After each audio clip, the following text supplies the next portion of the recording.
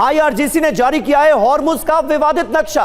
22,000 square kilometre इलाके में IRGC के नियंत्रण का दावा कर दिया गया है। ओमान, यूएई के समुद्री क्षेत्र में भी निगरानी का दावा किया गया है। तेहरान का कहना है कि इस हॉर्मुज से गुजरने वाले जहाजों को ईरानी अफसरों के साथ समन्वय करना होगा, यह जरूरी कर दिया गया है।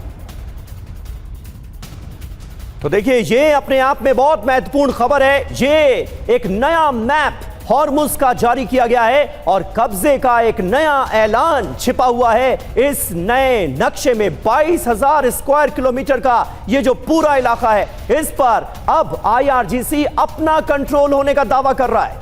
ओमान, यूएई के समुद्री क्षेत्र में भी निगरानी का दावा आईआरजीसी की तरफ से किया जा रहा है।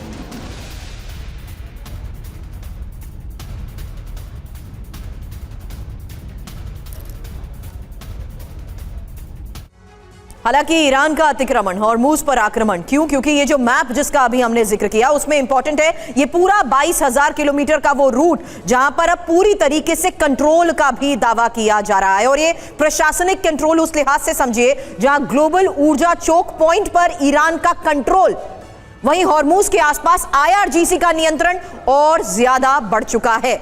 खबर उस लिहाज से समझिए जहां अब यूएई, ओमान के जल क्षेत्र में अतिक्रमण और आईआरजीसी का जो मंसूबा है हॉर्मुज पर दबाव का, ये जो हथियार है, वार्ता से पहले ये नया प्लान अब सामने आया है और साफ है स्ट्रेट ऑफ हॉर्मुज पर कंट्रोल का मतलब ग्लोबल व्यापार पर असर, और इसीलिए इसी ग्लोबल व्यापार रूट पर कब्जे की आईआरजीसी और ईरान की ये कोशिश।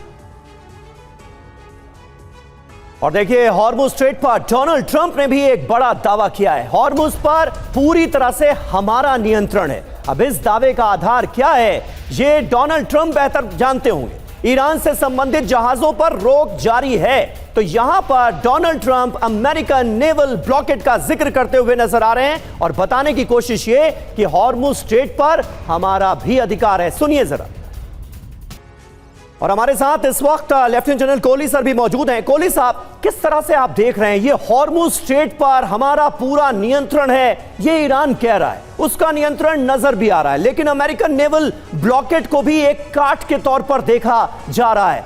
हॉर्मुज स्ट्रेट में आज की तारीख में किसका दबदबा आपको नजर आता है, कौन बढ़त लेता हुआ नजर आता है? अब ये जो मैप जारी किया गया है, इसमें तो ईरान ये बता रहा है कि देखिए हमारे नियंत्रण का दायरा बढ़ रहा है।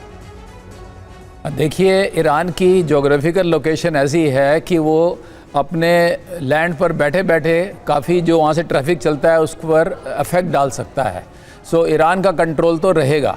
और जो उन्होंने जो बड़ा एरिया डिक्लेयर किया है, जो ओमान का एरिया और यूएई के एरिया को भी बता रहे हैं कि हमारे उसमें है, उनको मालूम है कि वो लोग कुछ रिटेलिएट कर नहीं सकते। यूएसए ने नेवल ब्लॉकेड लगा के रखा है जो कि थोड़ा आगे है। देखिए, यूएसए को नेवल ब्लॉकेड लगाने के लिए काफ़ी एफर्ट लगाने पड़ते हैं और वहाँ पे उनको मेंटेन करना पड़ता है उनको, जो कि हर समय करना पॉसिबल नहीं है, बड़ा कॉस्टली हो जाता है उनके लिए। सो कंट्रोल तो दोनों का ही है। और दूसरा, ट्रम्प के किसी भी स्टेटमेंट को आप ज़्यादा सीरियसली ले नहीं सकते। अब ये कुछ कह रहे हैं, थोड़ी देर में कुछ और कहेंगे। एक बात मैं इसमें कहना चाह रहा हूँ जो आपने थोड़ी देर पहले पूछी थी।